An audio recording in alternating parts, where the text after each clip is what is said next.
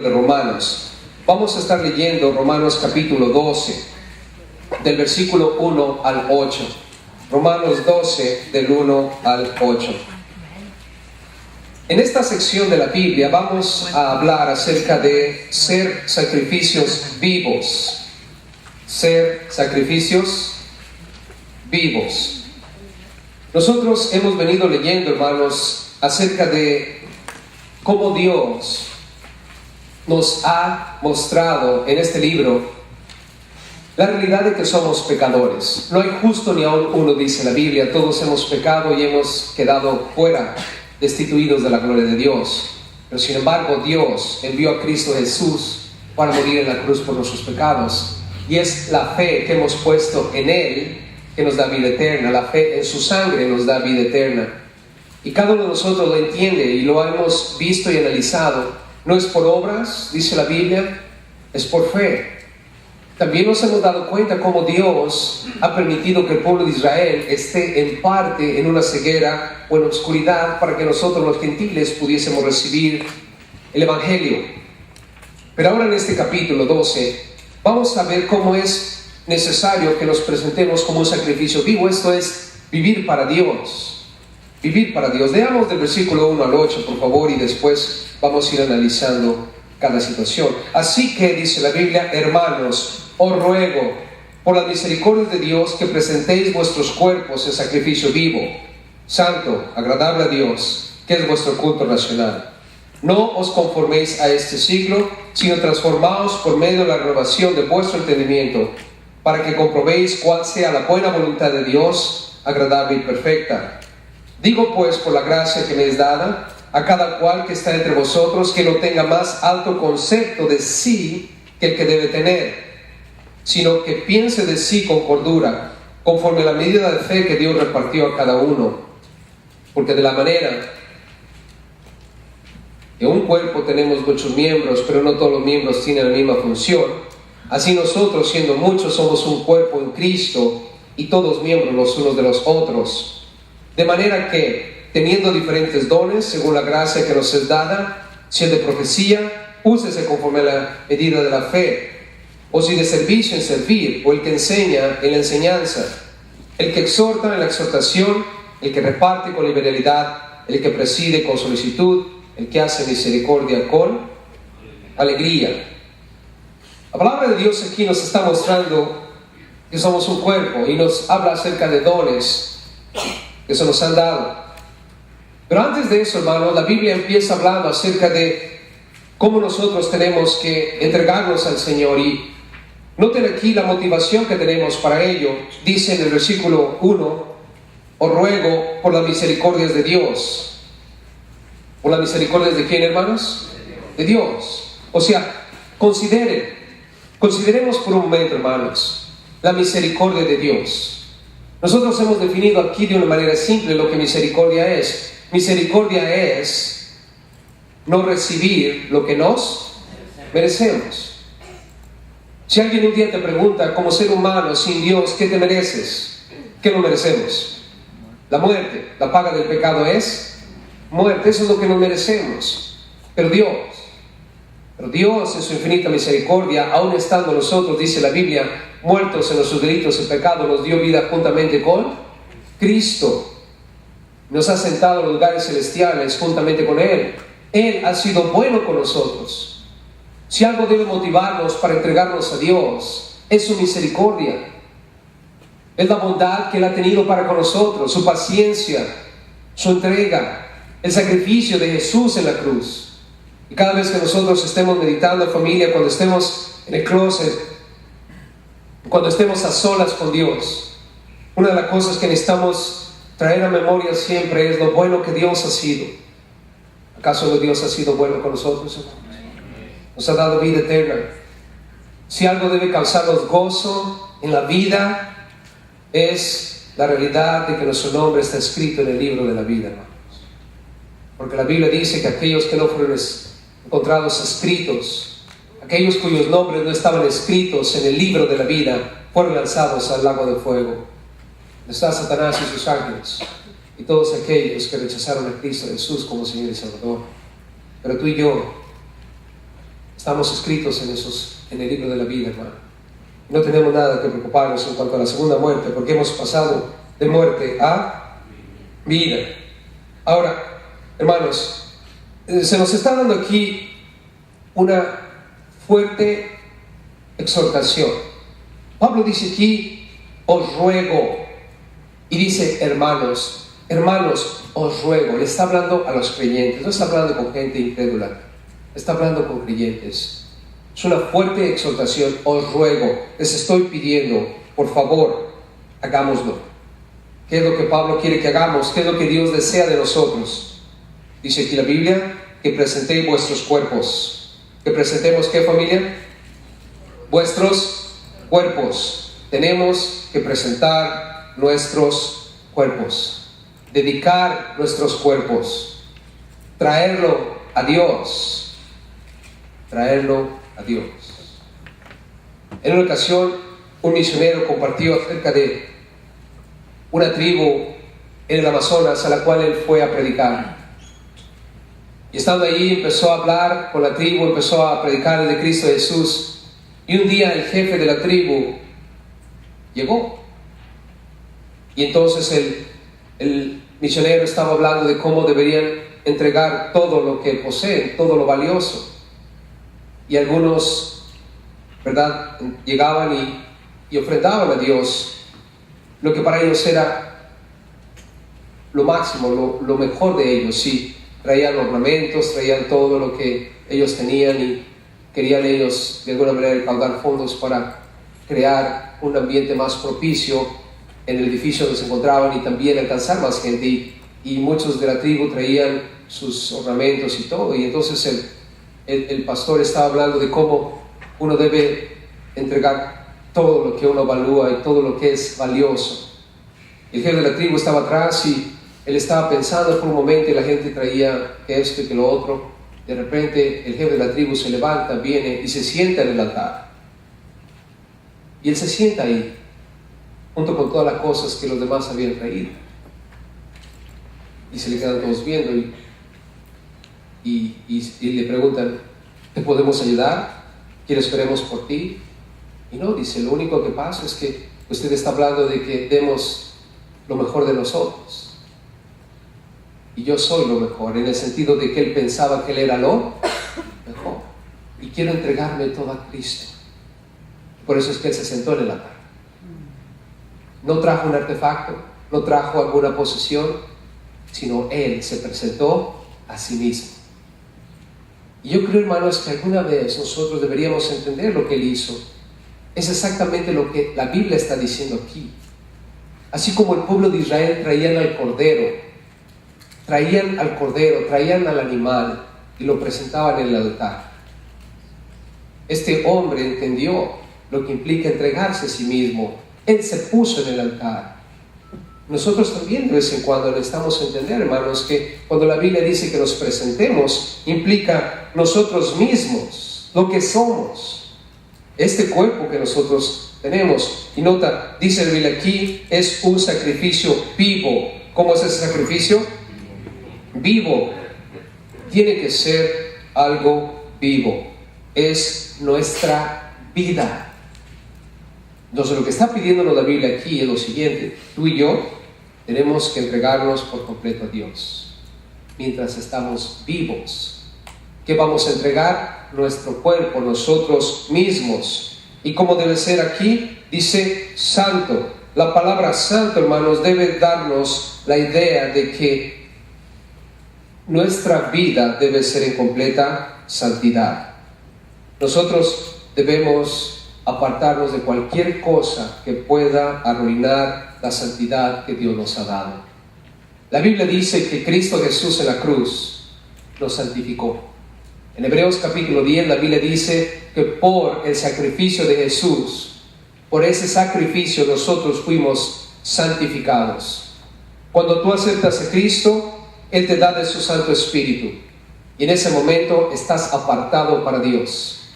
Y la Biblia está pidiéndonos que nos entreguemos a nosotros mismos de una manera santa, que nos apartemos de cualquier cosa inmoral que pueda echar a perder la santidad que Dios nos ha dado.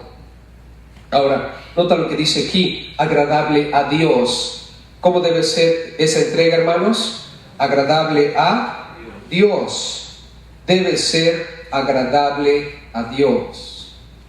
Por eso es que tú y yo, cada vez que nos ponemos a pensar en nuestra relación con Dios, Él me está pidiendo que me entregue a mí mismo, que mi cuerpo sea un instrumento en sus manos, en santidad, apartado de cualquier cosa que esté fuera de lo que es santo, de lo que es puro.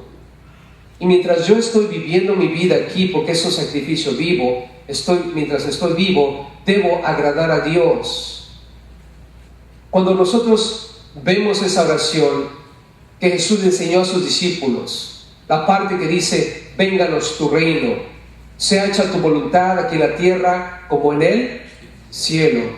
Esa frase, hermanos, implica agradar a Dios. Tú y yo, cuando estamos orando, debemos entender que lo primero que debemos hacer es pedirle a Dios, ¿qué quieres que yo haga? ¿Qué quieres que yo, Padre, desempeñe aquí en la tierra? ¿Qué es lo que te agrada? Quiero agradarte, quiero glorificarte, quiero magnificarte, quiero exaltarte, quiero bendecirte, quiero darte la honra y la gloria por medio de todo lo que estoy haciendo. Si tú y yo nos enfocamos a eso, vamos a llegar a entender lo que la Biblia dice cuando Jesús dijo, busca primero el reino de Dios y su justicia, y todo lo demás vendrá por añadidura. La Biblia, hermano, nos habla acerca de cómo nosotros debemos buscar primero el reino de Dios y su justicia, no las añadiduras. Agradar a Dios. Jesús dijo, yo siempre hago lo que a Él le agrada. Padre, no mi voluntad, sino la tuya. La pregunta que tengo para nosotros, pensemos por un momento. Cuando oramos, presentamos nuestro cuerpo y decimos, Señor, aquí está mi cuerpo, tengo vida, me has dado santidad, ayúdame a vivir en santidad. Padre, ¿qué quieres que haga hoy? ¿Cómo puedo agradarte hoy? ¿Qué puedo hacer para agradarte hoy?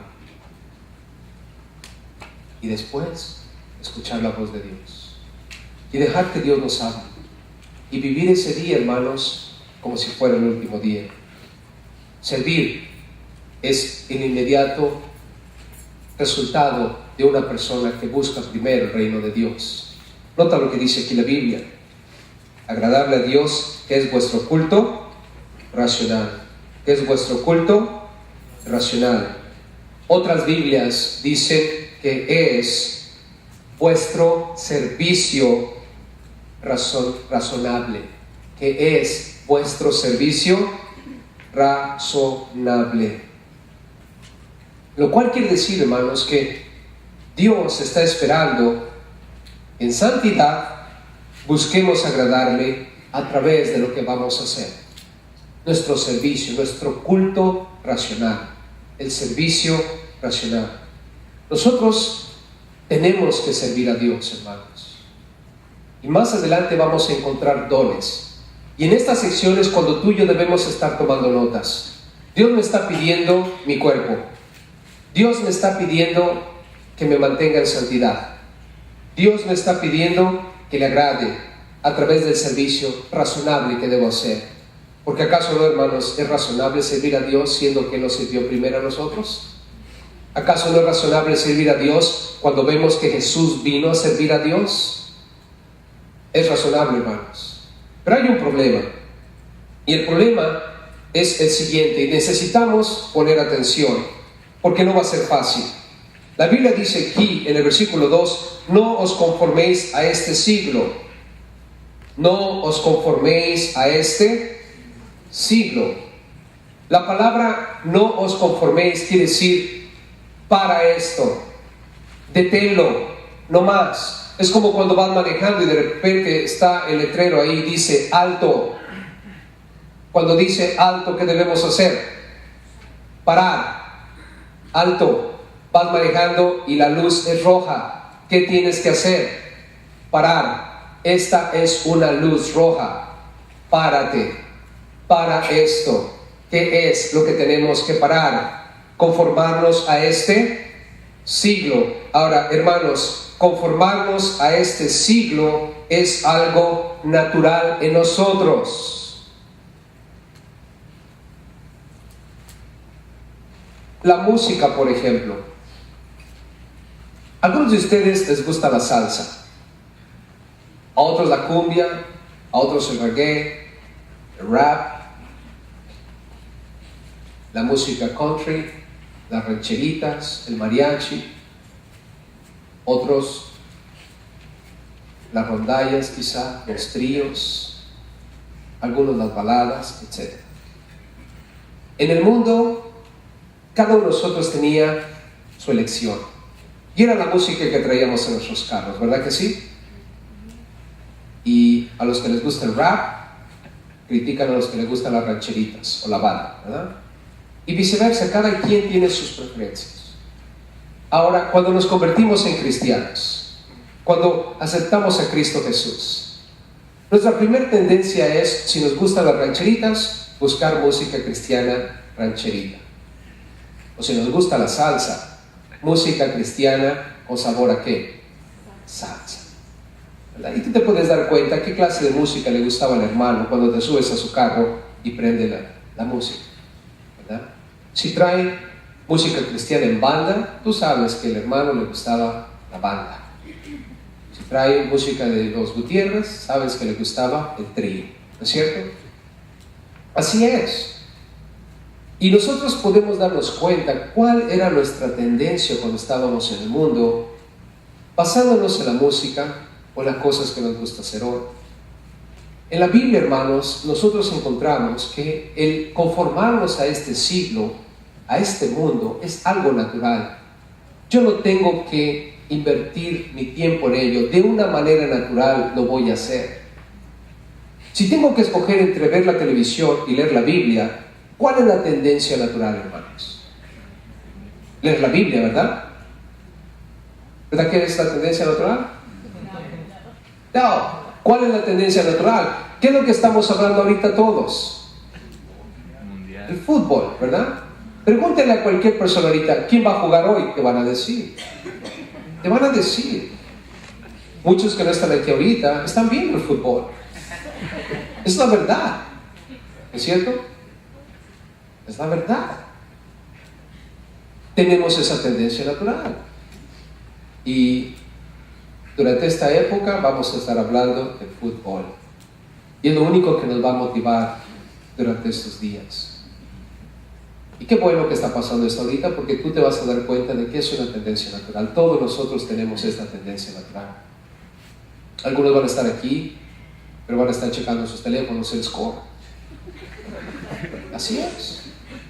Ya muchos pusieron sus apps que les van a mantener informados de cómo va la cosa, ¿verdad? Y así es, porque es la tendencia natural. Muchas esposas durante estos días van a tener estragos porque va a haber un amante en la sala, la televisión, ¿verdad? Y así es. Y algunos hermanos van a estar planeando dónde nos vamos a reunir para ver la final, ¿verdad? Va a ser una actividad de los varones, el ministerio de varones, y la excusa va a ser para evangelizar a otros mientras vemos el fútbol, ¿verdad?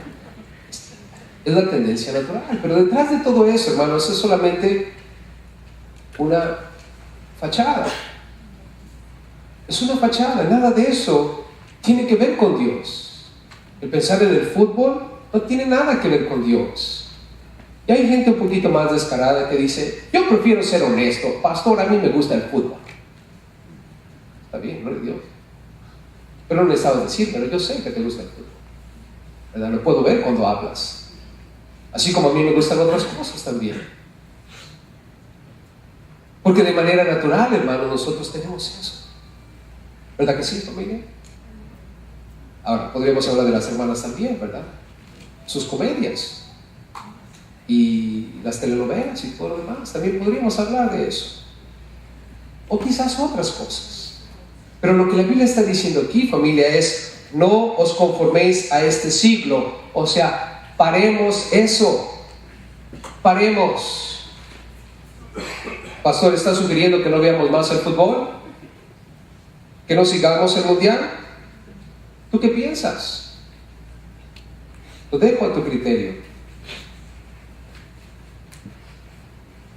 ¿De qué sirve saber el score de los partidos de fútbol? ¿De qué sirve eso? ¿Podrá añadir a nuestra vida más santidad?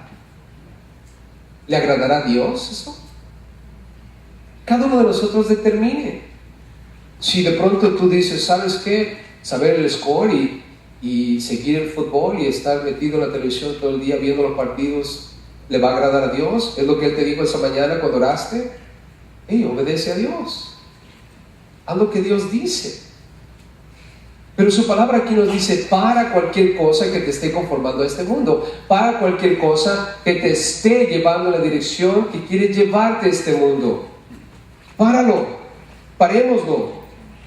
Dice la Biblia aquí, y transformémonos, sino transformados. Nota aquí, transformémonos. Ya no sigamos en la dirección que todo el mundo va.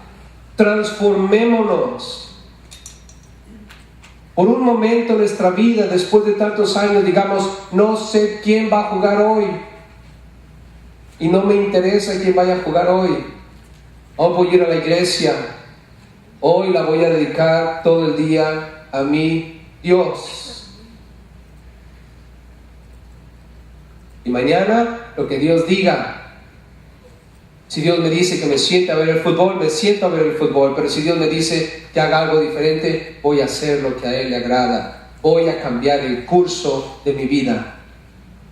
La palabra transformar implica hacer un cambio total. Y yo sé que no es fácil, hermanos. Por eso Pablo, ¿se acuerdan qué dijo él? Pablo, escuchen, Pablo, si tú y yo tuviéramos que pensar en el hombre más santo de la Biblia, ¿cuántos votarían por Pablo, hermanos? Si dijeras, el hombre más santo de la Biblia, ¿quiénes votarían por Pablo? ¿Sabes qué dijo Pablo de sí mismo? Miserable de qué? De mí. ¿Quién me puede librar de este cuerpo de qué? De muerte. Pablo, hermanos, tenía los mismos conflictos que nosotros tenemos. Pablo se dio cuenta de que este cuerpo, hermanos, de manera natural, en la mente estamos siguiendo sin ningún problema lo que el mundo nos está diciendo que hagamos. Y podemos hablar de 1000 cosas, hermanos. Facebook, por ejemplo. Me preguntan, ¿pastor tiene Facebook? No. Y todos se escandalizan como si he pecado contra Dios. Pastor, usted tiene que estar en Facebook. ¿Para qué? ¿Por qué? Para que seamos amigos. ¿Que no somos amigos? Yo no quiero abrir mi Facebook y ver una foto de lo que estás comiendo en un restaurante. Llámame e invítame a comer. Yo no quiero ver fotos de qué estás comiendo, a dónde vas. Yo no quiero estar siguiendo tu vida. Tengo problemas siguiendo mi propia vida. No quiero mandarle palabras de ánimo. Llámame y dime, pastor, estoy orando por usted. Y dime una palabra de ánimo en vivo. ¿Verdad que sí? ¿Quieres socializar conmigo? Invítame. Hablemos, vayamos, hagamos. Pero, ¿qué es lo que pasa, hermanos? Todos queremos seguir la corriente de ¿qué? Ahora, si tienes Facebook, no te sientas mal. Si Dios te dijo que pusieras Facebook, pues pon Facebook. Agrada a Dios. Si para ti ese es un medio que Dios está usando para alcanzar a muchas personas, gloria a Dios. Gloria a Dios. Pero piensa por un momento, ¿acaso no es lo que el mundo está queriendo que hagamos? ¿Saben? Para mí todo eso lo único que es la manera como el anticristo eventualmente va a controlarnos a todos. Si yo ahorita te pidiera tu dirección, tu teléfono, algunas fotos tuyas personales, me verías raro, ¿verdad? Claro, no, pastor.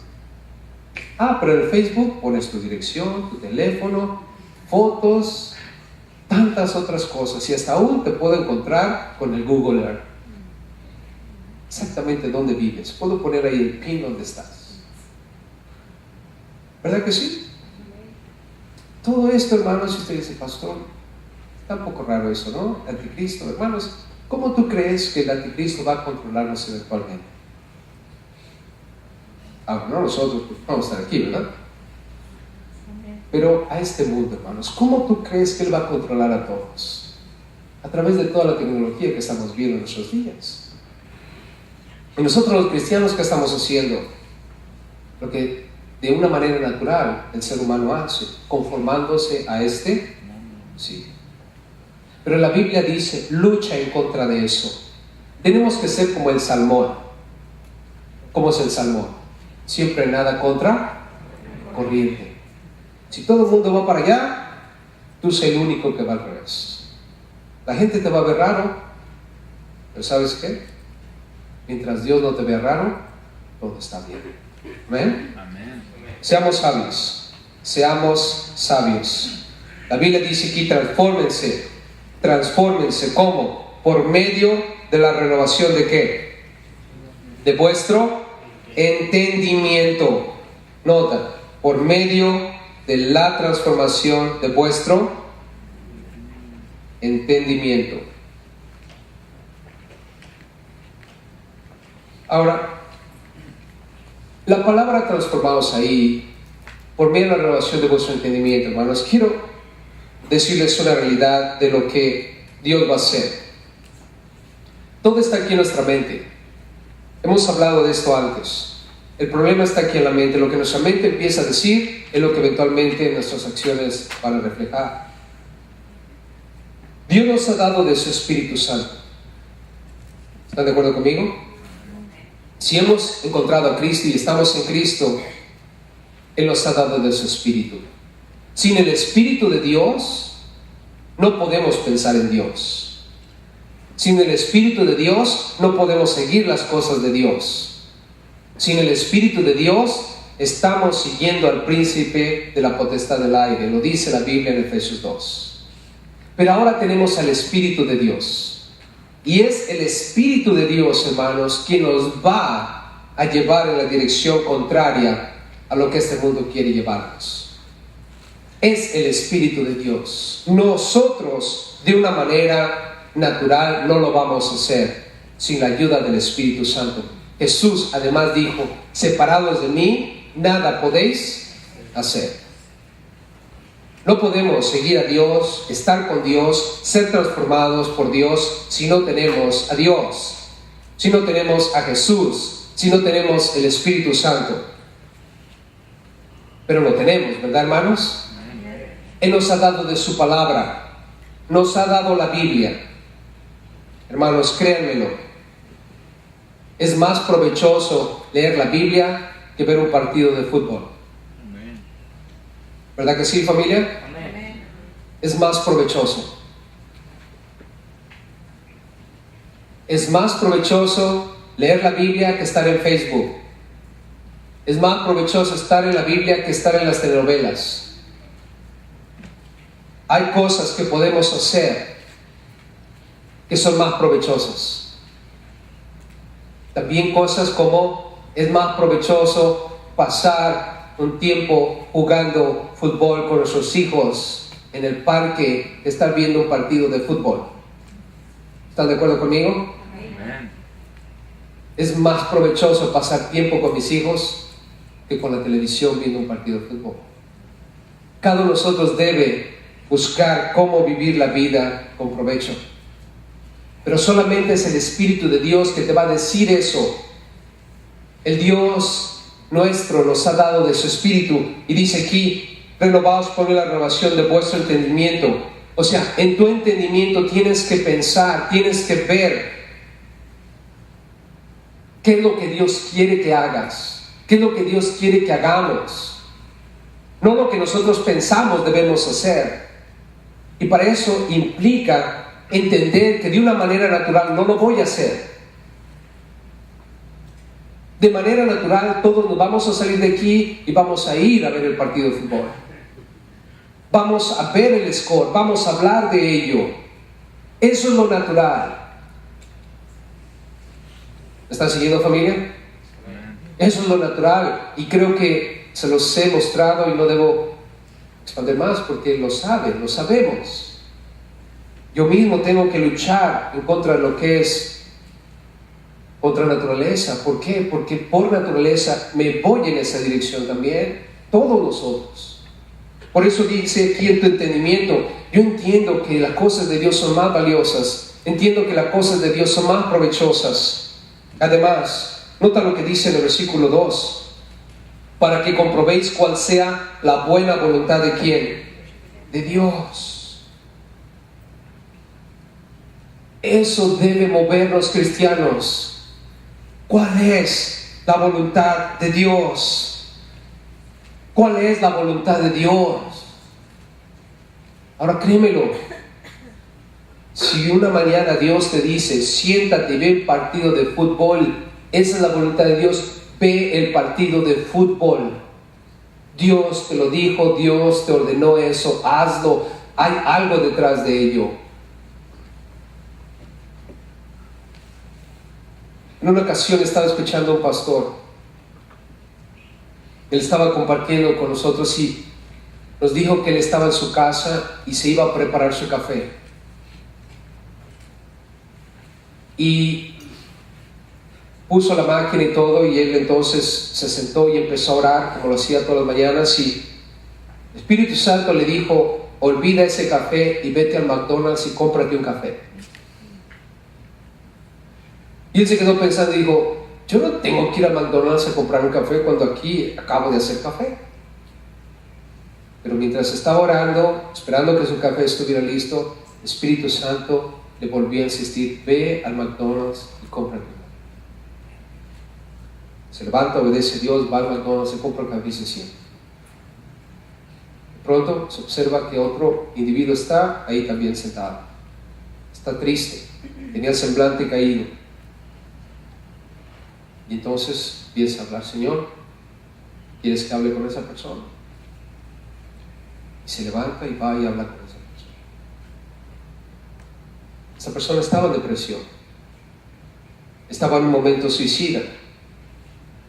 Y este pastor empezó a hablar con él, y empezó a ministrarlo, y empezó a traerlo a sus 5 sentidos. La voluntad de Dios, hermanos.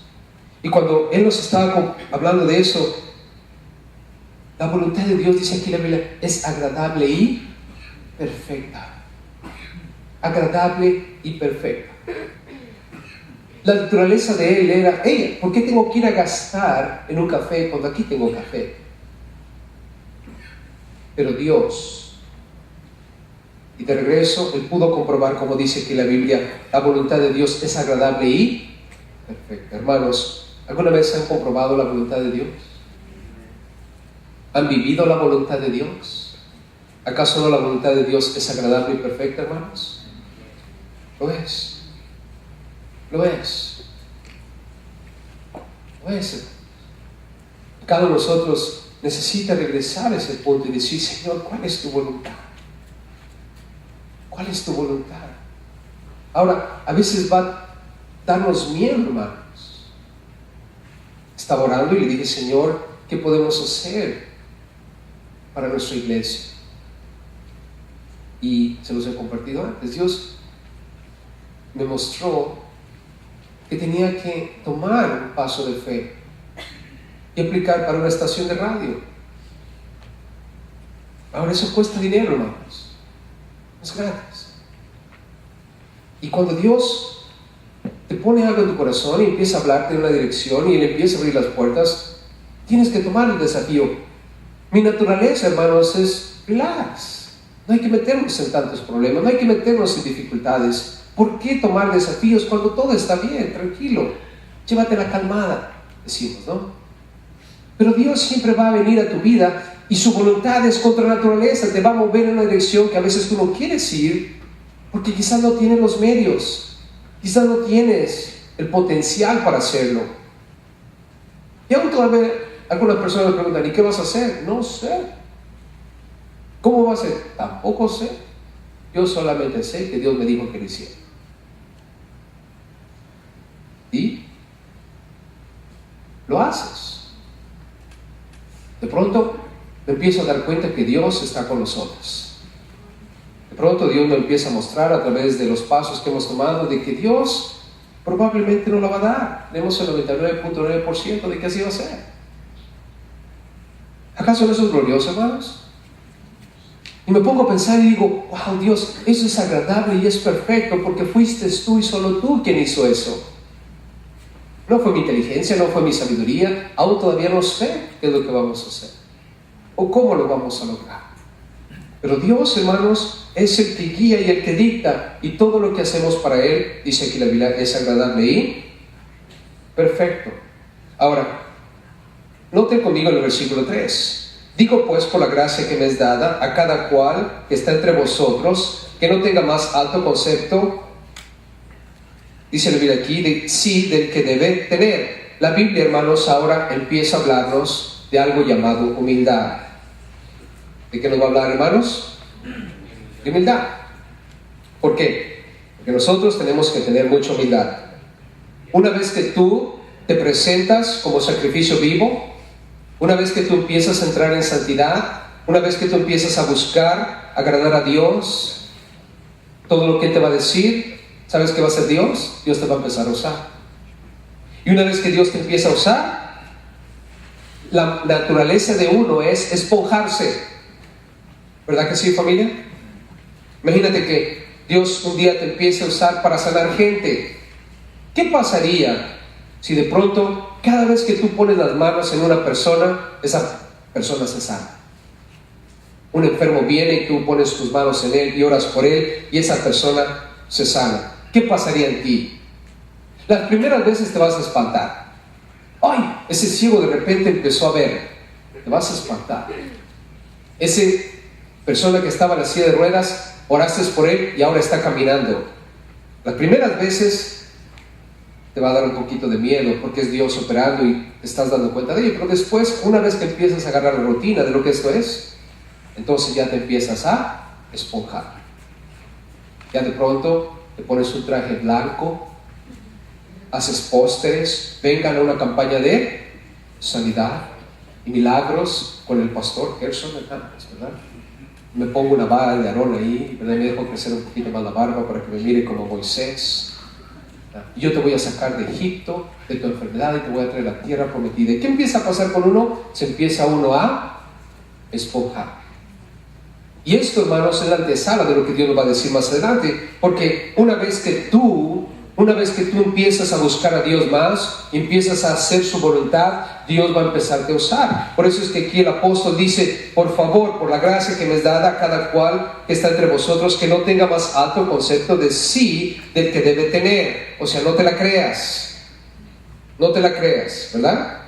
Cuando alguien venga y te diga, oh hermano, usted es lo máximo, usted es el superministro, o ustedes en la alabanza son, ojalá que nunca los quite el pastor, porque ustedes siempre me traen a la presencia de Dios. ¿Qué empieza a pasar con nosotros? Nos creemos, empezamos a inflarnos, y la Biblia dice aquí, no tengan más concepto, sino que piense de sí con cordura. ¿Debemos de pensar con qué, familia? Con cordura. ¿Qué quiere decir eso? Piensa con cordura. ¿Quién hace todas las cosas? A través de nosotros. Dios. El Púas, un boxeador. ¿Lo conocieron uno de ustedes? ¿Al Púas? Un chaparrito ahí bien interesante. Una vez estaba boxeando y pum, ganó y todo, y lo empiezan a entrevistar, ¿verdad? Y Púas y que esto y que lo otro. Y él dijo una frase que me encantó. Dijo, todo se lo debo a mi manager. Y así en su estilo chilango, ¿verdad? Todo se lo debo. Y dije, eso es lo que debemos decir. Cada vez que alguien venga y te diga, wow, pastor, esa predicación, hermano, esa palabra que diste, esa exhortación, cuando andábamos predicando en las calles, esa persona aceptó a Cristo, la alabanza, qué gloriosa alabanza. Todo se lo debo a quién? todo se lo debo a Dios. Pablo dijo, soy lo que soy por la gracia de ¿quién? Dios. Todo lo que tengo es de Dios y por Dios. Por eso que aquí dice, piensa de ti con cordura conforme a la medida de la fe que Dios repartió a cada uno. Dice, porque de la manera que en un cuerpo, dice, en un cuerpo tenemos muchos miembros. ¿En un cuerpo hay muchos miembros, hermanos? Claro, observa tu cuerpo. Tienes manos, tienes dedos, tienes cabeza, pelo, ojos, etc. No todos los miembros tienen la misma función. ¿Está claro? ¿Verdad? Mis dedos son diferentes a mis ojos. Mis ojos son para ver, mis dedos son para tocar. Las funciones son diferentes. Y Pablo está usando la analogía del cuerpo. Y te está diciendo, mantente humilde, no pienses más de lo que debes de pensar. Dios, por su gracia, te ha dejado ser lo que eres. En el versículo 5 dice, así nosotros, siendo muchos, somos un cuerpo en Cristo. Nota, tu cuerpo tiene muchos miembros con diferentes funciones. Ahora la iglesia, nosotros somos un cuerpo en Cristo y todos miembros los unos de los otros. Miembros los unos de los otros. Nos pertenecemos. Dios te ha puesto en este cuerpo, la iglesia. La pregunta es, ¿cuál es tu función? Si alguien te pregunta, ¿tú vas a la semilla? Sí. ¿Cuál es tu función? ¿Qué haces ahí? ¿Para qué sirves? Algunos van a responder, yo soy como el ojo, nada más para llorar. ¿Verdad? Aunque algunos deberíamos de ser como el ojo. ¿Por qué?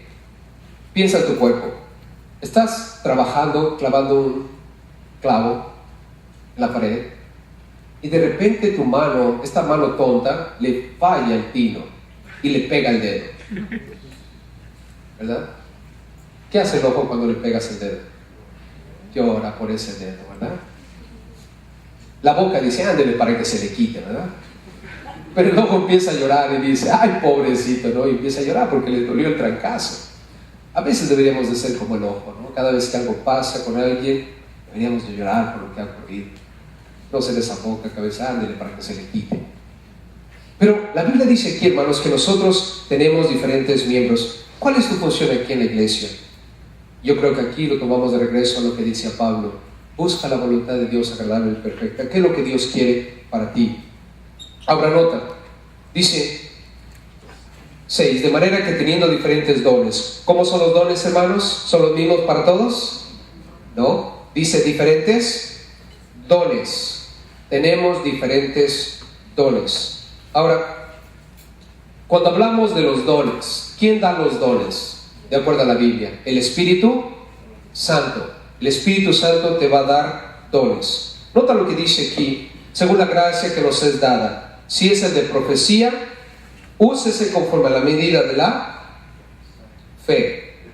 Nota, y nos está hablando del don de la profecía. Ahora, el don de la profecía, hermanos, sirve para suplir las necesidades espirituales de la iglesia. El don de profecía sirve para suplir las necesidades espirituales de la iglesia. Por ejemplo, yo tengo el don de profecía. No quiere decir que soy profeta, porque no lo soy en el sentido como los profetas del Antiguo Testamento. Cuando hablamos del don de profecía, yo tengo el don de profecía. ¿Por qué? Porque en esta iglesia soy el pastor, sirvo para suplir las necesidades espirituales. En otras palabras, Dios me ha dado la capacidad de entender algunas cosas de la Escritura para explicárselas de una manera simple. Algunos de ustedes también lo tienen. Cuando un hermano, tú le empiezas a compartir tus problemas, qué es lo que estás pasando, sea hermano o hermana, y ese hermano o esa hermana te dicen, pero hermana, hermano, la Biblia dice, esfuérzate y sé valiente.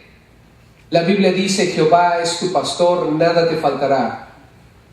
El que habita al abrigo del Altísimo morará bajo la sombra del Potente. Hermano, hermana, la Biblia dice, esa persona también tiene el don de profecía, porque está usando la Biblia, la palabra de Dios, está usando una palabra de exhortación para levantar el ánimo espiritual de alguien.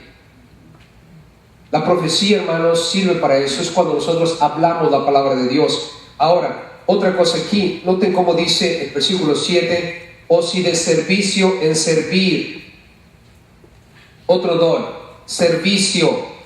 ¿Para qué sirve el servicio? Para servir.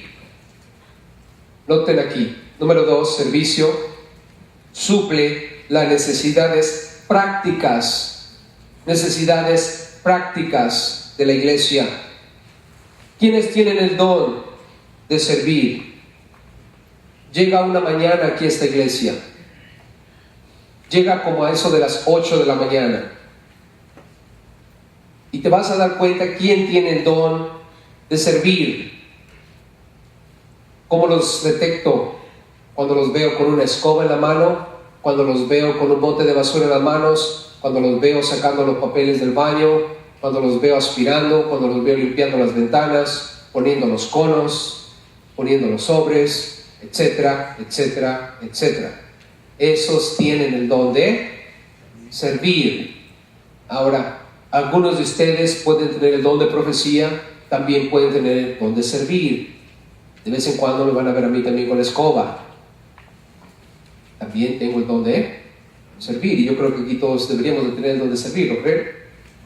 Noten aquí, además, versículo 7, o el que enseña en la enseñanza, el don de enseñar. Tome nota ahí, número 3 en cuanto a dones. Enseñar suple las necesidades intelectuales de la iglesia, las necesidades intelectuales de la iglesia. Aquí en la iglesia todos los lunes tenemos una escuela bíblica donde enseñamos cosas de la Biblia.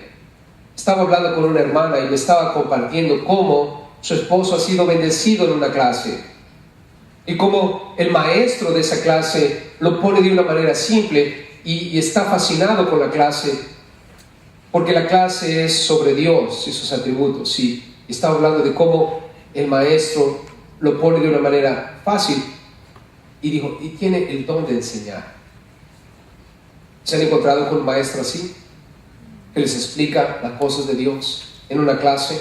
Ese es el don de enseñar, y es aquel don que suple necesidades intelectuales. Noten el versículo 8, dice, el que exhorta en la exhortación. Otro don aquí, hermanos, exhortación, el don de la exhortación. La exhortación suple las necesidades emocionales del cuerpo. Necesidades emocionales. Normalmente una persona que necesita exhortación es una persona que anda por los suelos. Ves a alguien llorando, ves a alguien con el rostro cabizbajo, triste. Esa persona emocionalmente está quebrantada. Hay problemas en el hogar, con el esposo, la esposa, los hijos. Viene otra persona y les ayuda a salir adelante. Ese es el don de exhortación. Ahora, noten aquí el versículo 8, dice, el que reparte con liberalidad. El que reparte con liberalidad. Hay personas que tienen el don de dar. ¿El don de qué? De dar. Número 5 es el don de dar. El don de dar suple las necesidades financieras de la iglesia. Y muchos pastores oran por este don en la iglesia. Las necesidades financieras de la iglesia. Por eso tengan cuidado, porque a veces pensamos que algunos hermanos nada más vienen a calentar la banca, ¿verdad? Y yo puedo ver a algunos criticarlos. Oh, ese hermano, esa hermana no mueven ni un dedo cuando están en la iglesia. No los vemos sirviendo, no los vemos haciendo absolutamente nada. Y en mi mente siempre pienso, hermano, sí mueve el dedo cuando agarra la pluma y saca la chequera, ¿verdad? Tú no mueves el dedo cuando hay que dar. Mueves los dedos cuando hay que barrer. Pero aquel otro mueve los dedos cuando hay que firmar los cheques. Es la necesidad financiera de la iglesia. Y, hermanos, ¿la iglesia tiene necesidades financieras? Claro que sí, ¿verdad? Alguien una vez me preguntó, pastor, ¿y por qué tenemos que ofrendar? ¿Qué se hace con el dinero? Oh, lo sembramos, lo enterramos en un cofre, ¿verdad? Y lo tenemos ahí por Corona del Mar, a ver quién se lo encuentra un día. Bueno, cuando usted llega, ¿se sentó en una silla, hermano? Sí. ¿Quién compró la silla? ¿Usted la compró? La luz. ¿Quién paga la luz cada mes? O el aire acondicionado. ¿Quién paga el aire acondicionado? O el pastito nuevo que vamos a poner. ¿Quién pone el pastito nuevo? ¿El agua? ¿El papel de baño? Oh, pues yo pensé que Dios. Oh, ojalá que sí fuese, ¿no? Dios paga la luz, por favor. Claro que Dios paga todo, ¿no? ¿Pero a través de quién? A través de todos nosotros. Eso es lógico, ¿verdad? Y tú dices, hermana, para eso es, ¿verdad? Y además de eso, para otras cosas más que se hacen, no solamente esto. Tenemos una iglesia en Rosarito, tenemos otras empresas que hacemos para el avance del Evangelio de Cristo Jesús. Así es que el don de dar suple necesidades financieras. Luego, noten aquí en el versículo 8, dice, el que preside con solicitud. Ahora, presidir, hermanos, está hablando acerca de presidente. Es una persona que tiene el don de organizar, y el don de presidir suple las necesidades de organización dentro de la iglesia. Las necesidades de organización. Hay personas que tienen el don, los pones a cargo de algo y organizan todo. Y me encanta ese tipo de personas, porque no tienes que preocuparte de nada. Solamente les dices, eso es lo que hay que hacer, y ellos se encargan de organizar todo. Hay gente que tiene el don de presidir y se necesitan en la iglesia. Y por último, hermanos, aquí el que hace misericordia con alegría. El don de misericordia, ese es el número 7. El don de misericordia, hermanos, suple las necesidades físicas de la iglesia. Suple las necesidades físicas de la iglesia. El don de misericordia. En nuestra iglesia, semana tras semana, tenemos un ministerio que se encarga de suplir las necesidades físicas de la gente. Abrimos las puertas para la comunidad y ellos vienen semana tras semana, y aquí les damos despensas, ¿verdad? Y no solo eso, a veces me llaman por teléfono a la oficina y tienen alguna necesidad en específico, cualquiera que ésta sea. Entonces tenemos un grupo de hermanos que tienen el don de misericordia. Son personas que les hablo y digo, hermano, ¿sabes que esta persona está pasando esta necesidad? Y esa persona agarra esa situación y busca, llama, toca, hasta que encuentra una manera para ayudarle físicamente a esa persona. Porque creemos lo que la Biblia dice. No le digas solamente a tu hermano que tiene frío, que Dios te bendiga. Dile que Dios te bendiga, pero dale un suéter. Y es lo que creemos, hermanos, que las necesidades físicas deben también que suplirse, tanto como Dios nos permita hacerlo. Y ahí es cuando entran esas personas que tienen el don de misericordia. Y estaba sentado con uno de ellos, estaba hablando acerca de una situación con una familia que están durmiendo en un parque. Y me llamaron para eso y le llamé y me dice, ¿sabes qué? Hoy me voy a dedicar completamente a ver cómo podemos sacarlos del parque. Y me dice, porque ¿sabes qué? Si fuera uno de mis primos, uno de mis vecinos, de mis familiares, yo haría hasta lo imposible. Yo creo que hoy me voy a dedicar solamente a eso. Y lo hizo. En mi corazón dije, oh, gloria a Dios, este hermano de nuestra iglesia tiene el don de misericordia. Yo fui testigo de cómo pasó una hora en el teléfono ahí junto a mi vecina, buscando cómo ayudar a esta persona. ¿Acaso no son necesarios esos en nuestra iglesia, hermanos? Así es que cada uno de ustedes vea, ¿tienes el don de profecía? Suple la necesidad espiritual. ¿Tienes el don de servir?